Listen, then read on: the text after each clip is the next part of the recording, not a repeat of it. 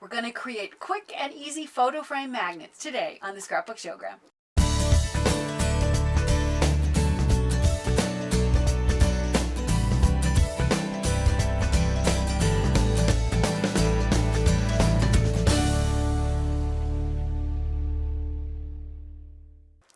Hi, I'm Sandi Genovese and welcome to the Scrapbook Showgram. Well, today we're going to create photo frame magnets. And if you look here, you can see three that I've created for today's show. This one is in a square format to complement a photo that I've cropped into a square size. And it's just got sort of a bracket design around the edges. If you look down here, you can see another bracket design, but this time I've elongated to create a rectangular shape because I had a rectangular size photo that I wanted to complement. And over here, I've done a scallop edge design, once again in a square format because I had a square photo that I wanted to look good inside.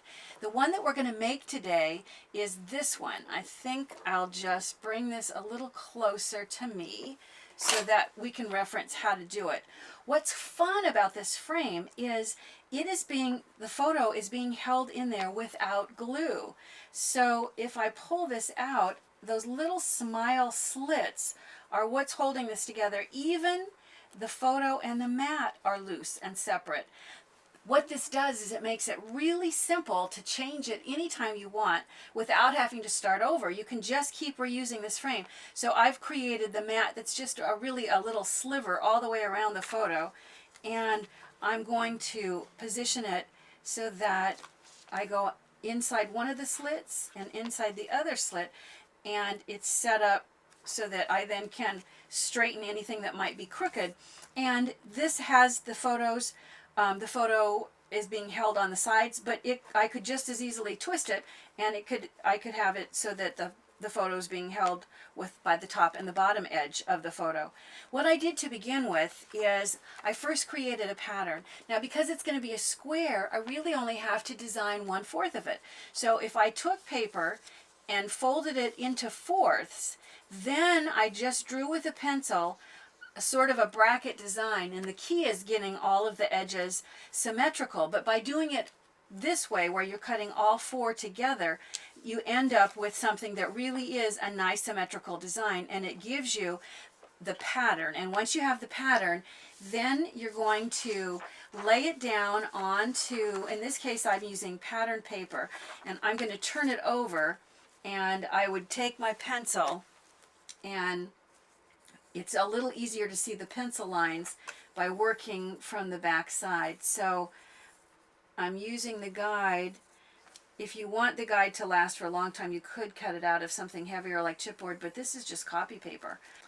So once you've traced the pattern, and once again I did this on the back side because it's a little easier to see, then you're going to cut it out. Well, I've already done that, so I'll move this out of the way. Here's the one that's cut out, and what I'm going to do is I'm going to fasten this onto a blue mat just because I want that extra thickness. So I'm going to take adhesive, and I would want to put a lot of adhesive, simply because I don't want it to peel back apart. So, well, I won't stop to really put all of it. I would put a lot of adhesive. You could even run it like through a Xyron machine so it'd be solid adhesive. And I realized after doing this, really I probably could have put I could have put the pattern paper onto the cardstock first, just made a square of it, and then cut my pattern out, and only had to cut this once. But since that isn't the way I did it, I figure I'd show you the way I did it. At this point, what I'm going to do then is I'm going to cut the blue mat, and I'm just cutting it right along the edge so that basically it's going to look the same, but it's going to have a nice sturdy thickness. And the reason that that's especially helpful is because we're going to be adding magnet to the back, and you don't want a really thin paper to want to start to curl away.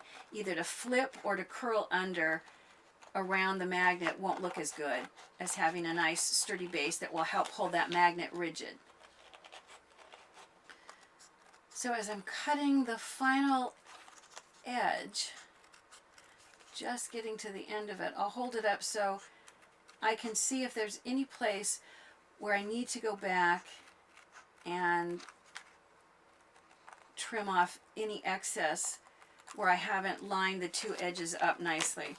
Sometimes there might be, you know, just too much blue sticking out, which it's an easy enough thing to go back and snip off any place I can see a little bit of blue right there that I didn't mean to leave on, so I can snip that off. And you can fine tune it.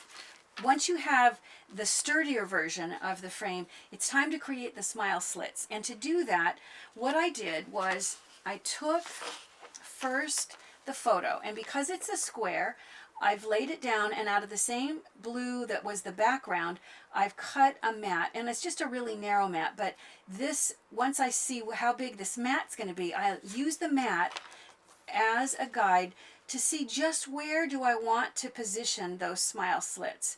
Now, I could put them up above on these two edges, I could put them on these two edges. It doesn't make any difference at all. I could even do all four edges, although I don't need four. So what I'm going to do is use this when I feel like I have a fairly even border. Then I'm going to lay it down, and with a pencil, I'm going to mark directly across from the point of this bracket. I'll draw a pencil line. I'll try to move my hand out of the way, and I'll draw a pencil line across from the top bracket. So you can see, you wouldn't really need to draw the pencil quite so dark, but this is going to make it easier for you to see it. That gives me partial placement.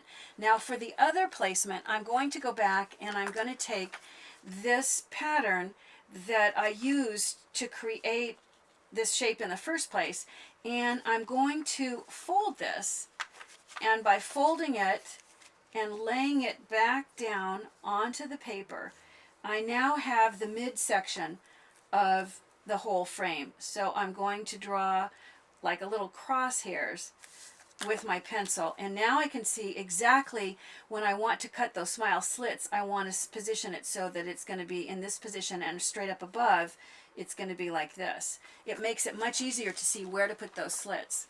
If you haven't seen this tool, it's really cool. It's from Basic Gray, and if you look, there's several choices. They may have more choices even than this. I'm going to use the one that I think of as a little smile, and it's got the cutting blade on this edge, and this is just a magnet. It holds, I'm going to let you listen. It holds it in place there with this magnet. So this now is ready to cut.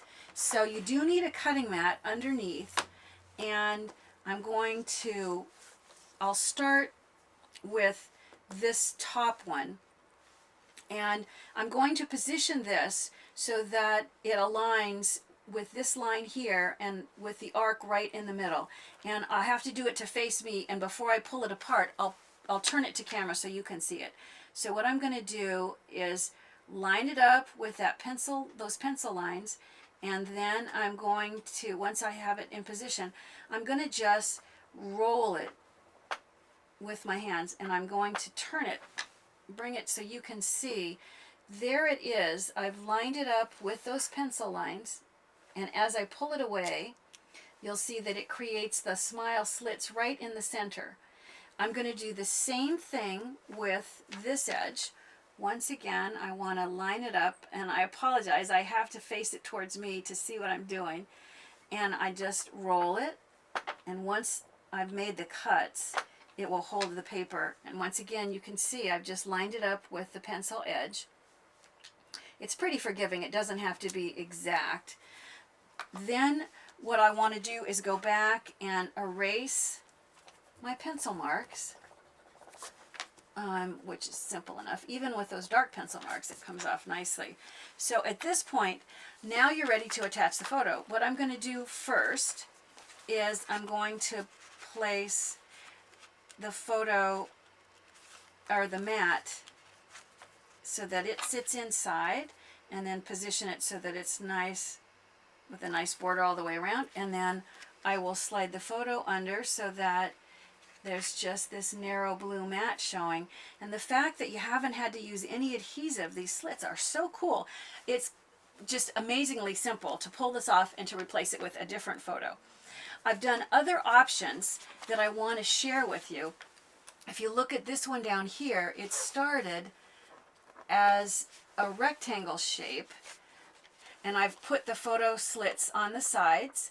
And all I've done is I've used a watermark ink pad and a foam stamp to rubber stamp the pattern that you see in this pattern to create the pattern paper behind there.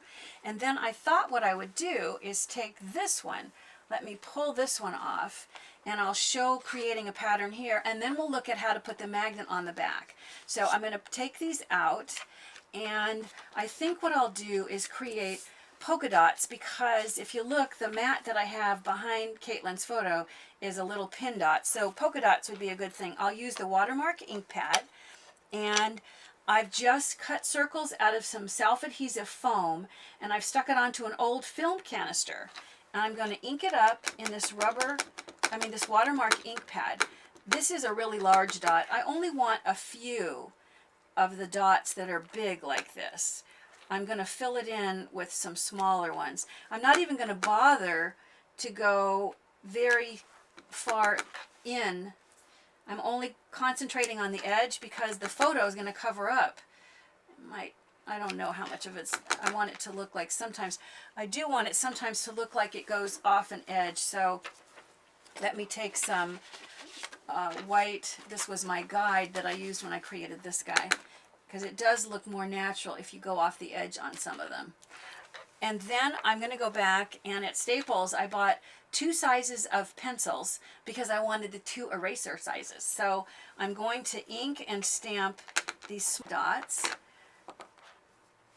all around where I have the larger one that we just did.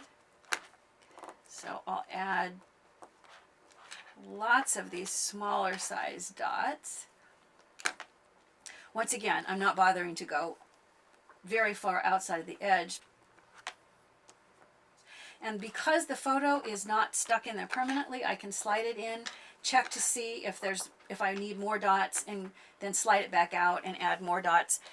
Then I'll go back with the smallest size pencil eraser to do the final touch. And I'll start in this bottom corner. It does look kind of nice to go into some of these. Since I've made scallops, I might as well have some of these little small dots go in the scallop edge as well. I think that's cool.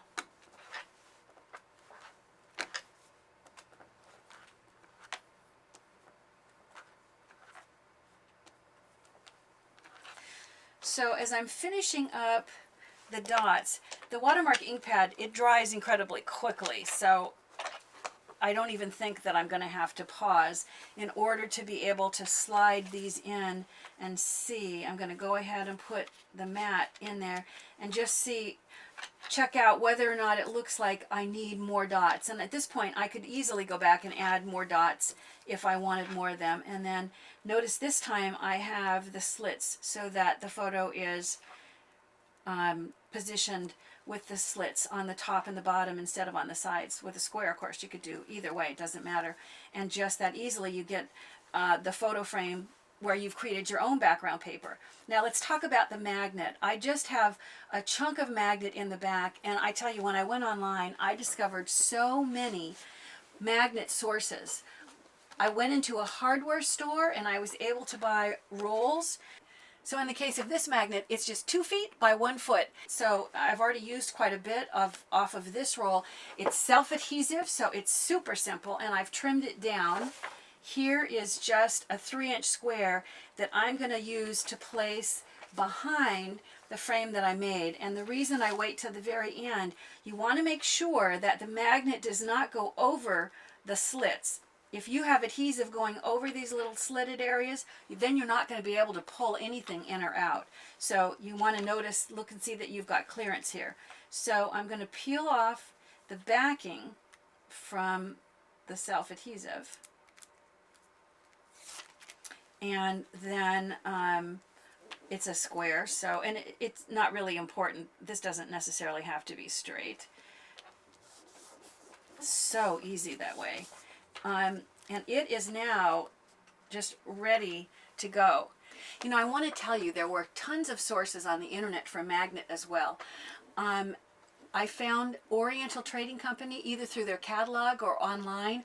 You can order a dozen 8.5 by 11 sheets of magnet, and it's $10 for a dozen sheets, and it's self-adhesive.